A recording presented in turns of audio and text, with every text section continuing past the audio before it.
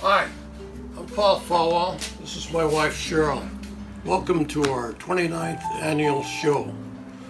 We got a little bit of cleanup to do left. We got to move some furniture so there's a little bit more room so we can all move around. A lot of people ask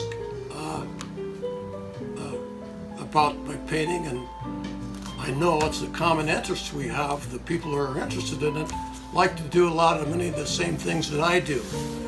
They're skiers, they're hikers, they're bird watchers, they're gardeners. All of these activities that people love being out. They love the open spaces, and what I try to do is depict my love for it here. I want to talk a little bit about timberline. All you hikers, you know what that's about. You get up at timberline, the skies are bluer, the clouds, it seems like you can reach out and touch them. And sometimes they come down and they touch you. And that's probably the time to get out of the high country. There's the skier over here. For all you skiers, you know all about powder. I dug it out because I've had some requests for skiers, and did this back in 2008. And what I tried to express is the feeling when you're standing on a mountainside. You relax, you look down the field, and you take off, and you feel the powder load up under your skis, and it brings you up and out and around. And once you get that rhythm, you put it on automatic pilot. And that's the name of this piece, because when you're on automatic pilot, you have this sensation of floating. You feel like you're coming right out, and you skim the surface, and then you sink down in it. And it's great to have a face shot or two with the snow blowing up in your face. And that's what I'm trying to depict with this. For you gardeners, this is the latest group of paintings that I've done. I was going out to paint one day, got out to the car, and I was going to load my gear up in, and I didn't know exactly where I was going to go. I do that a lot. I just said I'll go out and find something to paint. And I was walking back in through the door. I saw the tent, and I said, you know, I should paint that. You know, especially at gasoline at $5 a gallon, and you know, it makes a hell of a lot of sense. I also kind of know why Monet, in his later years, just painted his lily ponds. He's probably got to be lazy like me, and maybe he had to have the donkey or his horse or his carriage taking all his paints in, and he's got all of it in his backyard, so he just did lily ponds all the time. At any rate, going on, squash blossoms. In the early morning when the light first hits them, it's kind of magical, kind of speaks for themselves. Petunias and lobelia. I was going through the frames that I had, and I spotted this frame. I said, that's a hell of a nice frame. It's an oddball size. I should pay something for it. So I was into painting flowers, and I said, I ought to pick some flowers out that would really go well with that. And sure enough, I didn't have to go far in my backyard. And there's some petunias, and a little bit of lobelia, and I said, boy, that would really go well with that frame. That's usually backwards and what I usually do, but it seemed to work for me. When I'm in the studio, I like to listen to music. I like to listen to all types of music: jazz, classical, rock, country, and western. I even like the Six Fat Dutchmen. And the reason I'm bringing this up, because I was thinking about melody and harmony. And I've incorporated it in my painting for some time now, and I guess I didn't really think of it in musical terms. And to give you an example of what I'm talking about, We go up to suspense, where the sun lines through and hits the trees. I consider that the melody. And the harmony is just as important as the melody because it sets it all up. It gives a drama to it. And hopefully it puts a lot of mystery in it. Over here is another example. This is Tremble Crossing. If you go down there just as the sun is starting to hit the back mountains, the reds are vivid. It's in about 10 minutes, everything is going to change. For now, the melody is also in the water. The water takes you through the painting and back across the mountains. But as that sun comes down, all of a sudden, it's going to light up all these cottonwoods, and they're in their that gold period in the fall where they're at their peak. And what would happen if I lit those up? It would become the melody, and I wanted the contrast of the two, so I didn't put any light them on. I said light them on. I guess I got that backwards. This is what happens when you get old. At any rate, the same thing. I want the viewer to participate and feel the weather, to feel what's going on, to feel the sunshine. And a lot of these areas, like here, I want the viewer to participate. The viewer participating, I just suggested things. And so you can put those ridges down there and you can do what you want. And that harmony and melody thing travels through to these other paintings too. What I wanted to point out is old number 8. I did this painting probably right before they put the new lift in. I was skiing down there one day, and I want to backtrack a little bit. Whenever you put a human figure in anything, it automatically becomes a center of interest. That's why you see a lot of the landscapes, I try to keep that human element out. I know they're a hell of a lot easier to sell if you put something human in, but to get that wonder that we're all in awe of when we go out, I wanted to leave it out. So you have two things going on, and I think the musicians, I might be off base, but I think they refer to it as counterpoint. I also left a little patch of you blew up there to give you an idea of what's going on, and then also makes your eye move around. And what's different with this painting from this one, there's an escape. You can get on that lift and you can go take another run, or you can go to the lodge, or you can go home if you don't like the weather. And I like both paintings. I think that this one gives you a whole different feel. This is an interesting piece that I did this year.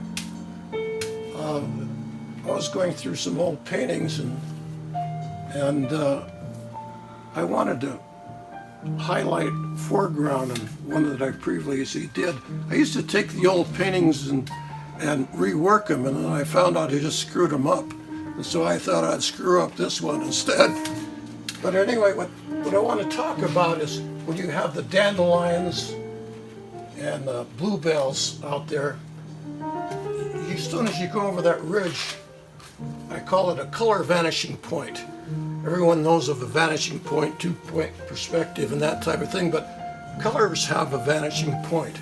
We know from experience that those dandelions and the bluebells are over in the meadow. And also what happens in the distance, we got to figure humidity. Humidity changes color too. And I wanted to give the feeling of a light clouds coming in and some heavier ones on the landscape. And so I tried to paint atmosphere and the distance. And again, I let the viewer put the trees there, let the viewer participate. Over on this wall, pretty self-explanatory. I want to paint motion, and I wanted the paint to move. And I want to do it with gestures and not, trying to depict a static thing. This, I wanted to put a little bit of sound in it. This particular painting I started many years ago, and I dug it out this last winter on one of those snow cold days, and it was really nice to be in the studio and start messing around with the front. A few strokes here and there, and I thought I got the sound moving through the room. The one down below is, of course, out at Tietzel's. They used to have some great jazz parties out there, and I think the COVID came along, and I don't know if Tietzel's are still doing that, but boy, we had some marvelous evenings out there, listening to jazz, the jams. Down below, I've had these are metal prints. I do a lot of work on my computer now, and we plan on having a show one of these days with all the computer art, but these have been out a little bit, but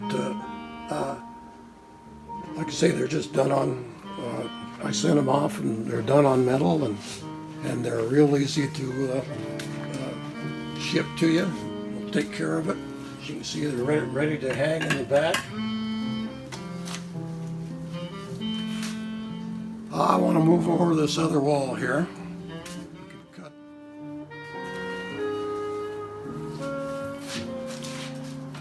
Edgar Allan Poe said,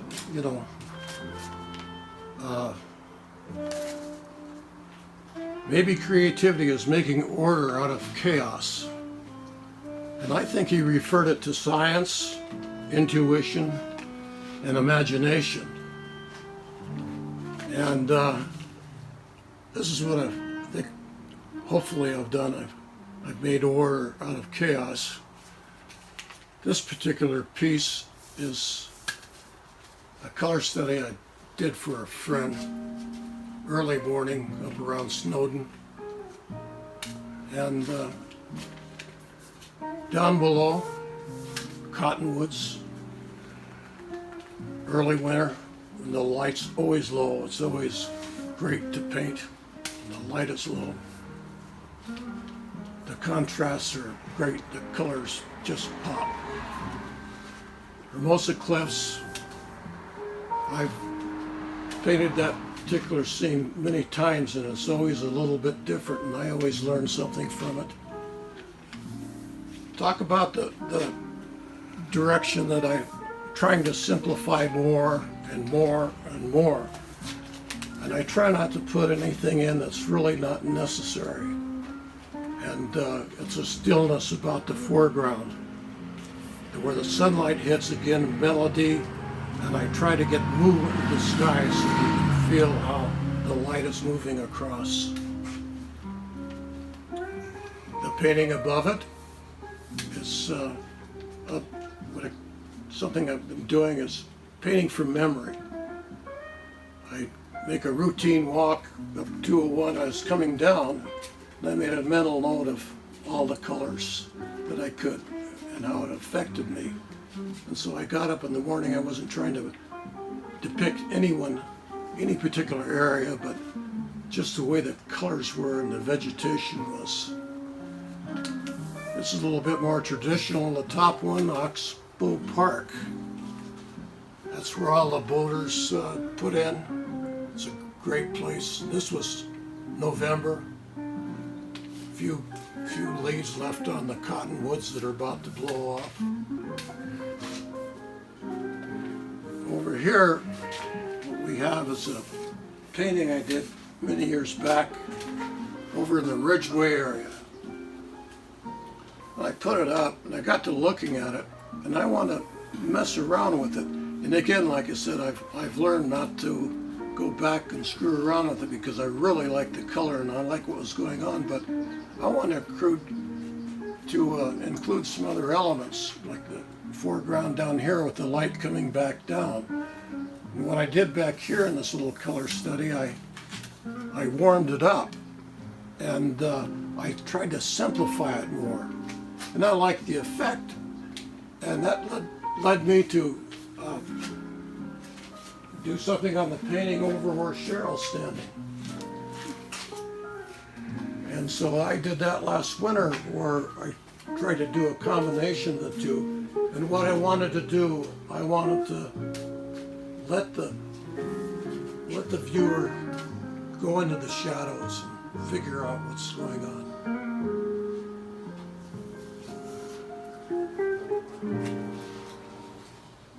As far as the rest of the paintings on the wall over here, again, backyard. We were talking earlier about when you put a human element in something, it changes the painting. It's coming off down off a 201, and I was thinking about this painting, and I put a house in there, and you kind of stop at it, and you hesitate, and you go from there, and it adds something totally different to the painting, which I really liked. And above is a plein air piece that's from years past, and my neighbor's yard a bit farther over, and this was a stroll in the woods back above the house here. And that pretty well sums it up. I have one quote I wanted to make, and as Albert Einstein, he talked about the most beautiful thing we can experience is the mysterious. It is the source of true art and science. And I think that's pretty well sums it up for what I try to have some mystery in it. I love painting with other artists sometimes, because we can paint the same thing and it'll be totally different. And we all interpret things different. I had an art instructor at one time, and he said, paint wherever you are. If you don't, because if you look hard enough, you'll start seeing what things about, and you'll see things you never saw before. And it is a mystery to me. That's the curiosity. This is why I paint. I'll probably paint as long as I can, as long as I can see and do it. It's just a grand thing for me to do. All right, I want to thank my good friend Don Carnes for videotaping this and putting up with all my BS. And I also want to let my wife Cheryl have a few words. Thank you for coming. Hi, I wanted to talk about the vaccines. Paul and I have both been vaccinated, both shots, both boosters, so we're all safe with that. Also, you can watch this video starting Thursday, the 28th. It starts at 5 o'clock on the website, paulfolwell.com, if you can't make it.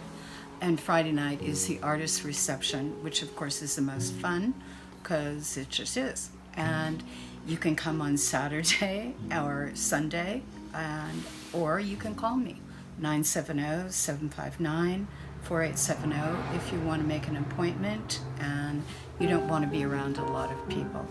So that's kind of it. We're done.